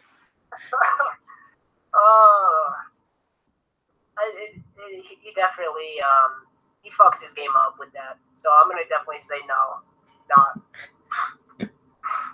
less efficiently. Gotcha. Less efficiently. Fuck cocaine. Of course, Arnold said, "Lord have mercy, dear God, why?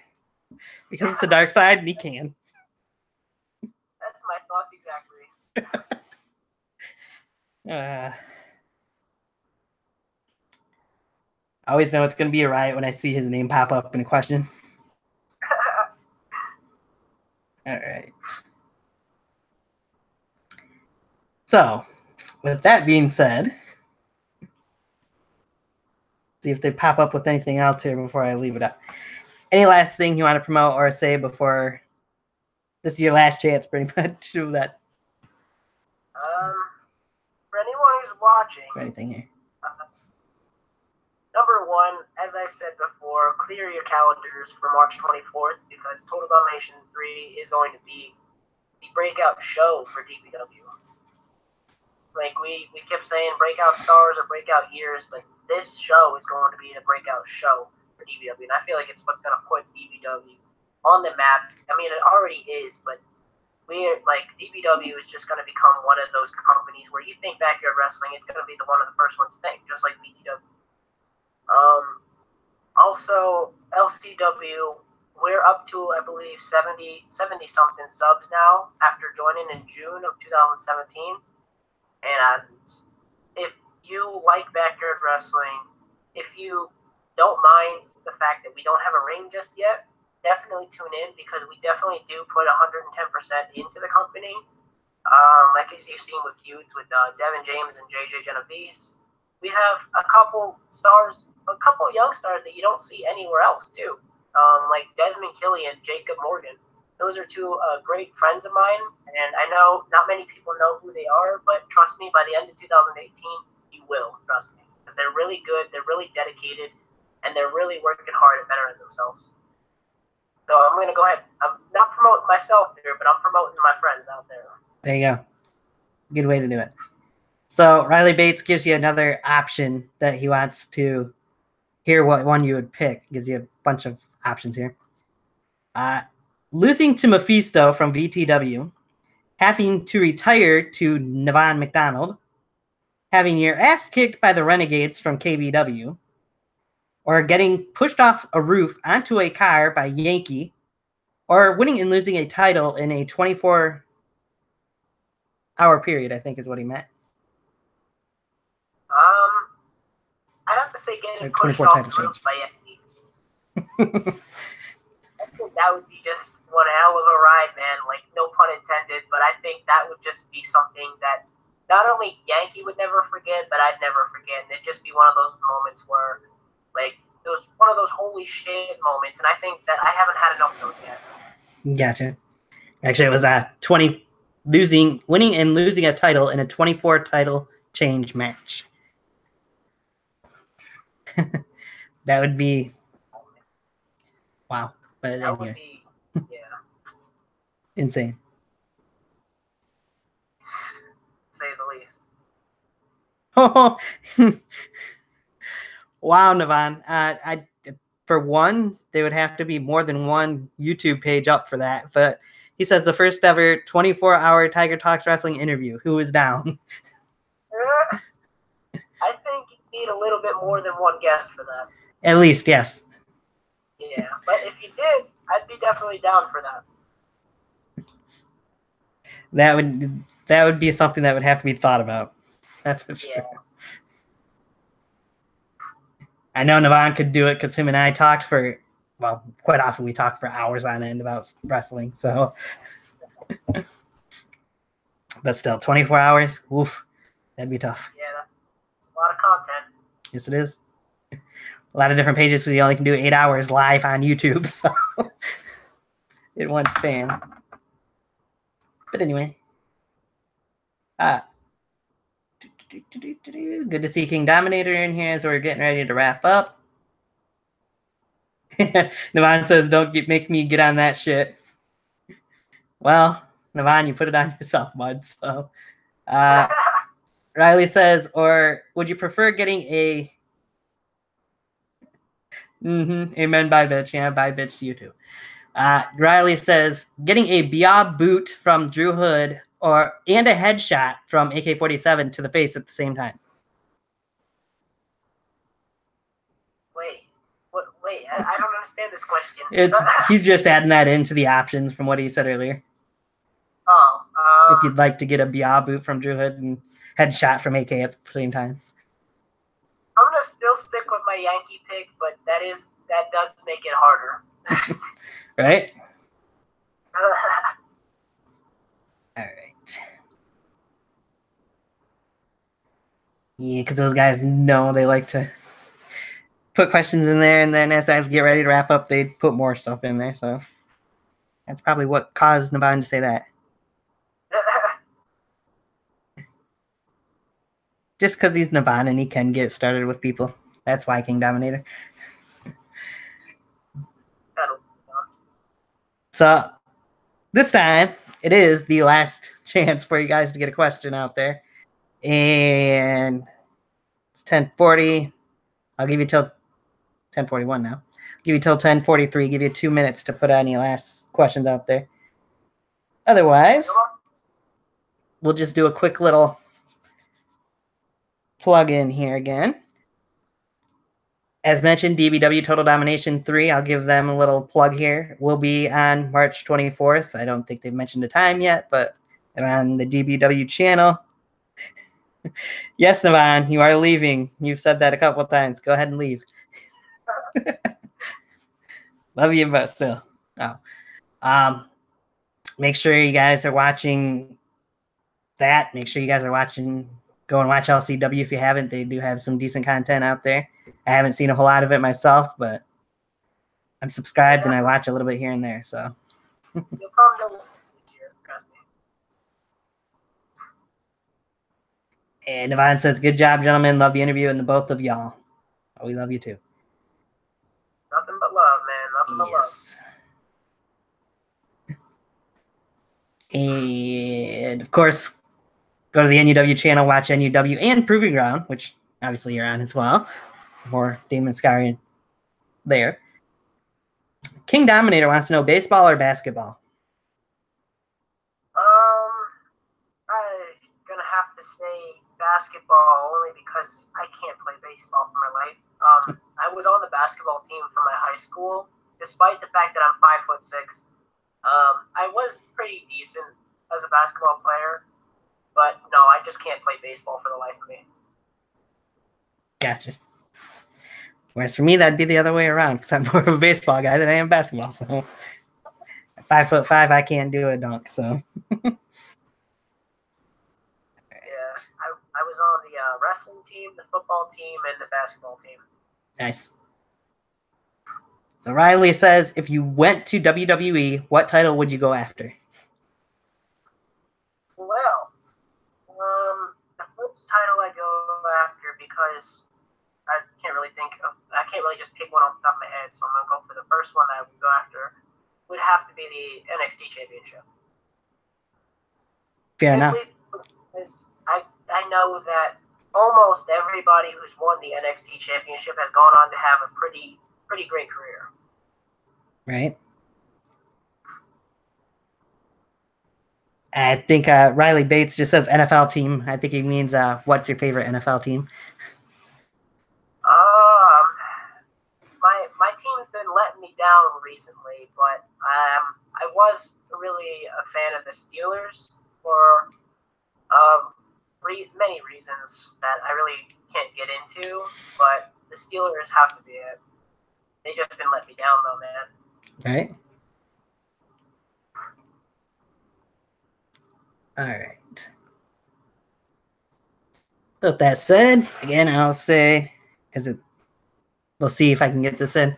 Plug it one last time. Next Wednesday, pretty certain I got it at 7 p.m. set up for JJ the Pitbull Cordero, the NUW Continental Champion, will be on here. It's going to be a lot of fun. Find out a lot of stuff about him. I know he hasn't really been around as long as some of the other NUW guys I've had on here. And before I say goodnight, we'll have this question is going to be the last question. Riley wants to know, what do you think of the six-pack challenge that's coming up at Fastlane for the WWE Championship? I think it's going to be a good quality match, but I think it's kind of sad that they're doing this because we already know who's going to win. I'd agree with that. We know Nakamura versus Styles is going to be pushed to the moon when it comes to Mania, so it's kind of a letdown when you go into a match knowing who's going to win. I'd agree. I would agree with that. But yeah. So again, mention that. Yeah, so tune in. The next time you'll see Damon Scar, it's going to be at DBW Total Domination 3 on March 24th. go to the DBW channel on YouTube, follow them for that, and also on Twitter, they'll have the time eventually, I'm sure, put up on there. I'll get on his ass for that. Like, they have a tendency of not putting times up for their main pay-per-views or whatever you want to call them until late. So I know Judgment's busy, but still. But anyway, for that, let you go ahead and say your final words, say your goodbyes or whatever, then I'll take us out. Well, guys, I really hope you guys enjoyed this, and I really did appreciate all the questions that came in. I wasn't expecting that many, actually, and some of the unorthodox ones, but I really did have a really great time, and show some love to this show, because this show is so underrated, man. It's such good quality, so much fun to be around, and Tony is such a freaking great guy. He really helped me out. Like I said before, I was having trouble getting this show started, so he guided me through piece by piece. So if I'm going to say anything, just, tell your friends about this. Clear your schedules for his shows, because it really needs all the love it can, because it's such a great show. And no, I didn't pay him to say that. Nope. But I do appreciate it. Appreciate that very much, man. Absolutely. But yeah, that's all from you then. That is Damon Scar. Been great having you on here. I'm sure we'll have you back for something in the future. And if you want to go back, you can always watch the Royal Rumble prediction show, or was it the Takeover? No, I think it was the Takeover prediction show. Yes, you'd see Damon Scar's first appearance on Tiger Talks Wrestling there, where actually had pretty interesting altercation with the other Outcasts at the end of that. So if you haven't seen that, go back and watch that. You'll be entertained, trust me. For that, again, DBW Total Domination 3 coming your way on the 24th of March. Next time you'll see Damon Scar on screen, I do believe. So, and in action. And next week, Wednesday, is when you'll see me back on here with JJ the Pitbull Cordero. Other than that, this has been Tiger Talks Wrestling. We're out of here, guys. Peace.